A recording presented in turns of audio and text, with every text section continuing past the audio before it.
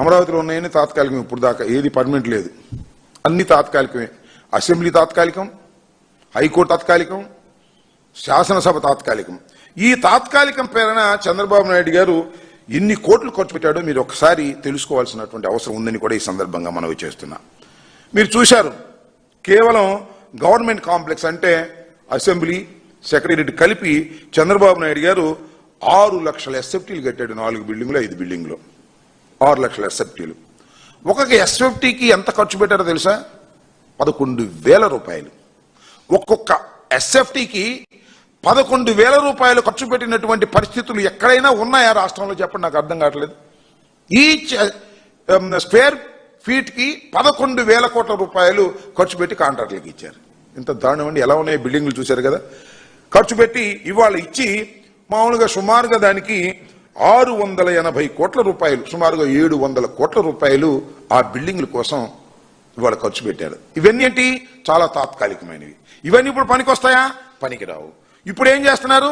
కొత్తగా మళ్ళా తీసుకొచ్చి 1,000-6,000 కోట్లతో మళ్ళా కొత్తగా అసెంబ్లీ, సెక్రటేరియట్, అదేవిధంగా హైకోర్టు నిర్మాణం జరగాలి అనేటువంటి పద్ధతులు వెళ్లారు. మరి ఈ కోట్లను ఏం చేయండి? 700 కోట్లు పెట్టి మీరు ఖర్చు పెట్టినటువంటి తాత్కాలికమైన వాటికి ఏం చెప్పాలి? నాకు అర్థం కాలేదు.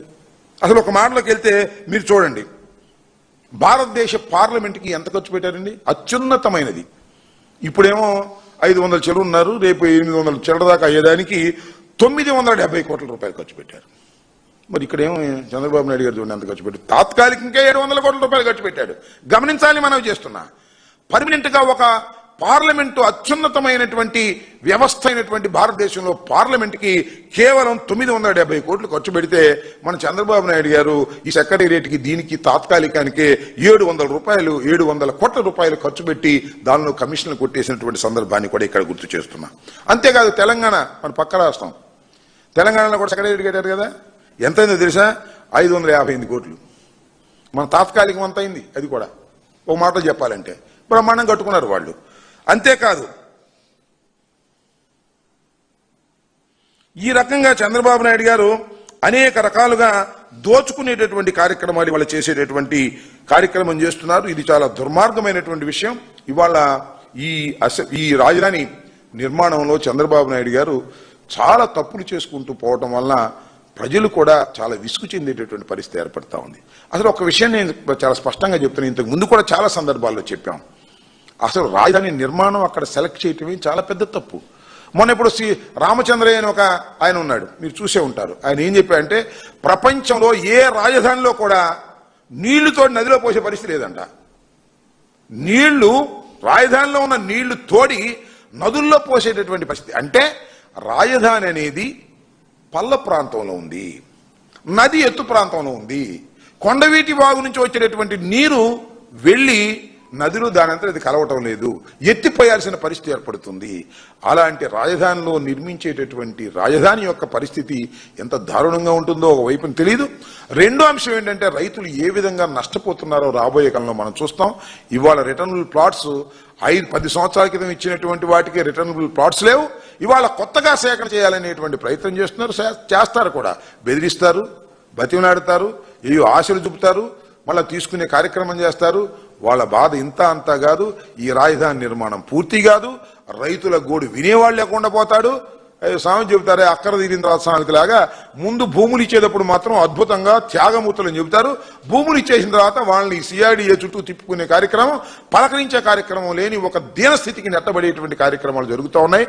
దీన్ని గమనించాలని ఇప్పటికైనా నారా చంద్రబాబు నాయుడు గారు ఈ రాజధాని నిర్మాణంలో ఆయన చేస్తున్న తప్పులను గమనించి రైతులకు మేలు చేసే విధంగా తక్షణమే చేయాలని కూడా మేము డిమాండ్ చేస్తున్నాం. రైతులకు తక్షణమే రిటర్నబుల్ ప్లాట్స్ ఇచ్చి రిజిస్టర్ చేయాలి. ఎందుకు సమాధానం చెప్పండి? 10 సంవత్సరాల పాటు వాళ్ళు మీరు రిటర్నబుల్ ప్లాట్స్ ఇవ్వకుండా ఎందుకు అడ్డుపట్టారు? మేము ఒక 5 సంవత్సరాలు ఉన్నాం అనుకోండి, అది వేరే విషయం. మిగతా సంవత్సరాలు ఏం చేస్తున్నారు మీరు అడుగుతా ఉన్నా. ప్రభుత్వం అధికారంలోకి వచ్చిన తర్వాత మీరేం చేస్తున్నారు అడుగుతా ఉన్నా. కేవలం ఇంకా సేకరణ చేయాలనే ఉద్దేశం కానీ సేకరణ చేసినటువంటి భూముల పరిస్థితి మీరు పట్టించుకోవడం లేదు. తన దూర కంత లేదు, మెడకు ఒక డోర్ అన్నట్టుగా అయిన దానికి 50 ఎకరాలకు 50,000 ఎకరాలకు దిక్కులేదు కానీ ఇంకా 20,000 ఎకరాలు కావాలి, 50,000 ఎకరాలు కావాలని సర్వనాశనం చేసే కార్యక్రమం చేస్తున్నారు. రైతుల్ని పచ్చి దగా మోసం చేసే కార్యక్రమాన్ని చంద్రబాబు నాయుడు గారు చేయటం చాలా దురదృష్టకరం. ఇప్పటికైనా రైతాంగం ఆలోచించుకోవాలి. ఇది ఒక దుర్మార్గమైనటువంటి ప్రభుత్వం. ఏదో మీరు అమరావతిని దెబ్బతీస్తున్నాడు జగన్మోహన్ రెడ్డి అది ఇది అని మీరు చాలా అనుకున్నారు. సిసలైన అమరావతి రైతులకు విలన్ ఎవరైనా ఉన్నారంటే అది ఖచ్చితంగా నారా చంద్రబాబు నాయుడు గారు తప్ప మరొకరు కాదు. రైతుల మేలు కోసం కాదు, కాంట్రాక్టుల మేలు కోసం, జేబులు నింపుకోవడం కోసం, అప్పులు తెచ్చుకోవడం కోసం అమరావతిని ఉపయోగించుకుని ఈ రకమైన దుస్థితికి తీసుకువెళ్లే ప్రయత్నం చంద్రబాబు నాయుడు గారు చేస్తున్నారనే విషయాన్ని దయచేసి గమనించాలని ఈ సందర్భంగా కోరుతున్నాను.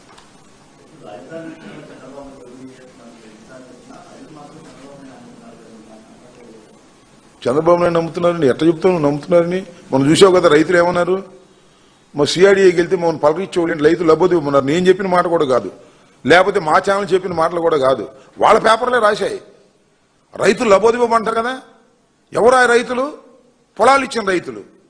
చంద్రబాబు నాయుడు గారు ఎన్నికలకు ముందు చెబితే భాష అంటే త్యాగధనులు. ఇవాళ ఏం త్యాగధనులు అయ్యారు?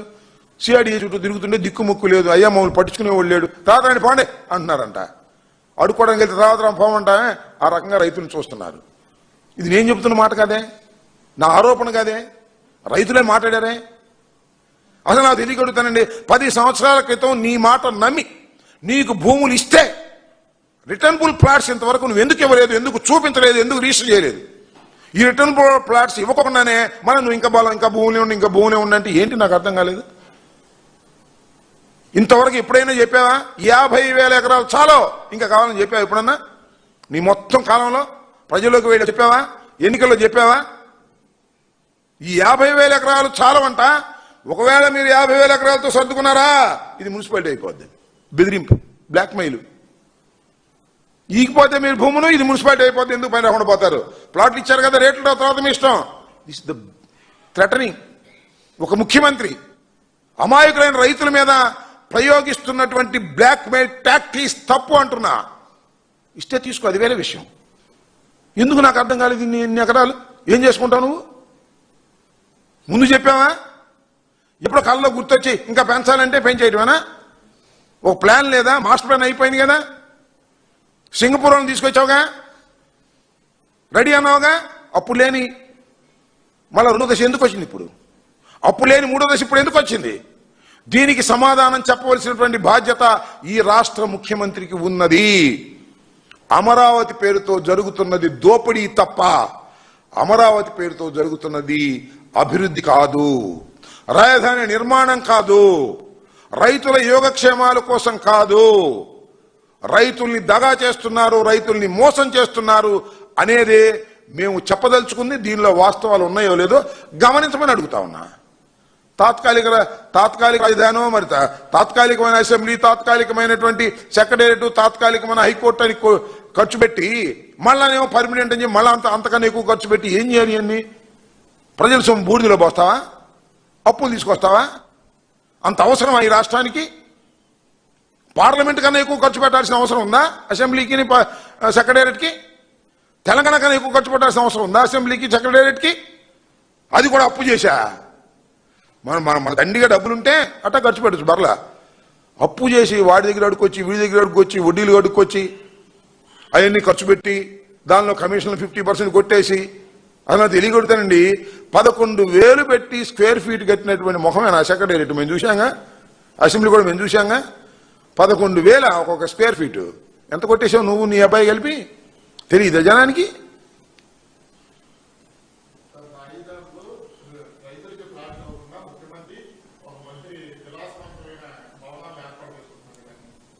చేసుకుంటారు మరి, అంతేగా. ఒక మంత్రి ఎవరబ్బా? ముఖ్యమంత్రి కట్టుకుంటున్నాడు ఇల్లు. నారాయణ గారు ఇల్లు కట్టుకుంటాడు, ముఖ్యమంత్రి గారు ఇల్లు కట్టుకుంటారు అద్భుతంగా. జగన్మోహన్ రెడ్డి గారిని ప్యాలెస్ అంటారు. రేపు చూడండి వాళ్ళు ఎంతంత ప్యాలెస్ కడతారు. ఇక్కడ ఈయన కూడా కడుతున్నాడు, చూశారుగా మీరు. ఎవరు? ఉప ముఖ్యమంత్రి గారు పెద్ద గోడ కడుతున్నాడు, చూశారా మీరు? ఇప్పుడున్నా చూడనట్టు పోతున్నారేమో రోడ్డు అమ్మట. ప్రభుత్వం ఇద్దప్పుడు అన్ని కట్టేస్తున్నారు. నారాయణ గారు ఇల్లు కట్టేస్తాడు, చంద్రబాబు నాయుడు గారు ఇల్లు కట్టేస్తాడు. ఎన్ని ఎకరాలు చంద్రబాబు నాయుడు ఉంది? 5 ఎకరాలు. ఇదేమో తాడేపల్లి ప్యాలెస్ అన్నారు. మరి ఎట్లా ఉంటుందో చూద్దాం. ఇది కొట్టేస్తున్నారు. మరి మన డిప్యూటీ సీఎం గారు పెద్ద గోడ ఎలుగుతుంది అక్కడ. అధికారం ఇంతటికి అన్ని లేచిపోతాయి, ప్లాట్లు మాత్రం ఎవరు? రైతులు తాము పండించుకుంటున్నటువంటి భూములు ఎకరం 2 ఎకరాలు ఇస్తే రిటర్నబుల్ ప్లాట్స్ ఇస్తామని చెప్పి మోసం చేయటం కాదా? 10 సంవత్సరాలు నాకు ఇవ్వలేదే. నువ్వు ఆలోచించుకో, నీకే 1 ఎకరం భూమిని ఇచ్చావు అనుకో, రిటర్నబుల్ ప్లాట్ ఇంతవరకు ఇవ్వలేదనుకో, ఎంత బాధపడతాడు వాడి జీవితం. ఏం కావాలి? సరే, ఏదో 50 ఎకరం 100 ఎకరం నాలాంటి వాడు కొనుక్కుని ఇస్తే అది వేరే విషయం. ఇన్సైడర్ ట్రేడింగ్ చేసుకుని ఇచ్చారుగా, కొనటం ఇవ్వటం. అది అక్కడెక్కడో ముందన్నారు, తర్వాత తీసుకొచ్చి ఇక్కడ పెట్టారు. ఈ లోపల కొనుక్కునేవాళ్ళు మన ఈనాడు వారు వాళ్ళు వీళ్ళు శుభ్రంగా కొనుక్కున్నారు, అన్ని చేశారు. ఇవన్నీ పచ్చి మోసం, దగ. అమరావతి అనేదాన్ని ఒక అంతులేని కథగా చేసి అమరావతి రైతులందరినీ సర్వనాశనం చేసి కాంట్రాక్టర్లని చంద్రబాబు నాయుడు గారు మంత్రులు బాగుపడే కార్యక్రమం తప్ప రైతుల్ని సర్వనాశనం చేసే కార్యక్రమంలో ఇవాళ చంద్రబాబు నాయుడు గారు నిమగ్నమై ఉన్నారు. రైతులంటే అందరు రైతుల సంగతి దేవుడు ఎరుగు. అందరు రైతులు ఎట్టాగో సర్వనాశనం చేస్తున్నాడు. ధాన్యపు రైతు, పత్తి రైతు, మిర్చి రైతు, శనగ రైతు అందరూ అలో లక్షణమని ఏడుస్తూనే ఉన్నారు. అమరావతిలో భూములు ఇచ్చిన రైతులు కూడా అలో లక్షణాన్ని ఏడ్చేటటువంటి పరిస్థితికి వాళ్ళ చంద్రబాబు నాయుడు గారు తీసుకొచ్చి ఏదో రైతును ఒప్పించి తీసుకుంటాం, ఒప్పిస్తావో మెప్పిస్తావో బెదిరిస్తావో నీ కళ్ళన్నీ మాకు తెలుసు కదా. ఇంతకు ముందు కూడా అట్ట కదా, బెదిరించి తీసుకున్నావు. పాప మాడు గచ్చందరలేక ఇచ్చారు, నా పక్కోడు ఇచ్చాడు, ఈ పక్కోడు ఇచ్చాడు, ఈ పోటీ మర్యాద ఉండదని ఇచ్చారు, ఇచ్చి లబోదిపోమంటున్నారు. మొన్నదాకానే జగన్మోహన్ రెడ్డి గారు అన్నారు, ఇప్పుడు ఆయనే వచ్చాడుగా. అరే జగన్మోహన్ రెడ్డి గారి టైంలో ఉన్నది లేటుకోలేదేమో, నాకు అర్థం కాలేదు. అమరావతిలో పూలింగ్ దేశం అంతా పూలింగ్, జనంతా పూలింగేనా? ఇది చాలా దుర్మార్గం, పచ్చి దగ, పచ్చి మోసం.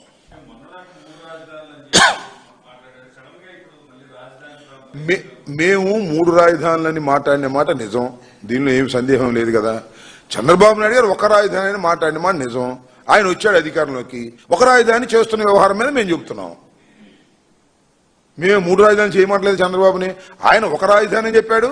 ఈ రాజధాని అద్భుతం అన్నాడు, ప్రపంచంలోనే ప్రపంచ స్థాయి రాజధాని అన్నాడు.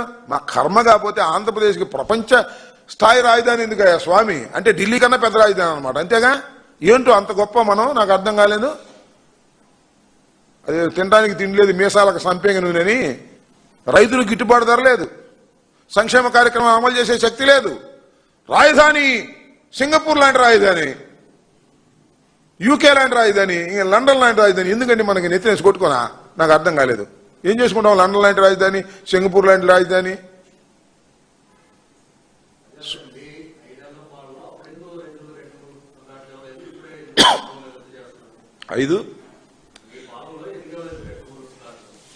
ఇప్పుడు మా పాలనలో ఇవ్వలేదనేగా వాళ్ళందరూ మా మీద ఎగబడింది, ఉద్యమాలు చేసింది. నీకు అత్యంత ప్రియమైనటువంటి వ్యక్తి వచ్చాడు కదా చంద్రబాబు నాయుడు గారు. అసలు భూమి తీసుకున్న ఆయన కదా, మేం కాదుగా. షరతులు పెట్టింది ఆయన కదా, మేం కాదుగా. ఆయన ఇవ్వలే, ఎందుకు ఇవ్వడు? అప్పుడు ఎందుకు ఇవ్వలేదు, ఇప్పుడు ఎందుకు ఇవ్వలేదు? ఇచ్చాడంట, అదే చూపించాడు. పలానా దగ్గర ఉంది, అక్కడ ఉంది తీసుకోమని. అక్కడికి వెళ్తేనే అది నా పొలం అంటున్నాడు ఇవ్వడు. అంటే పూలింగ్లో లేని భూమికి ఇచ్చేశారు. That is the vision of Chandrababu Naidu. So ఇది చంద్రబాబు నాయుడు గారు ప్రవేశపెట్టినటువంటి ఒక విధానం ద్వారా, కొత్త విధానం ద్వారా రాజధాని నిర్మాణం చేస్తున్నారు. ఎక్విజేషన్ లేదు, పూలింగ్ అన్నారు.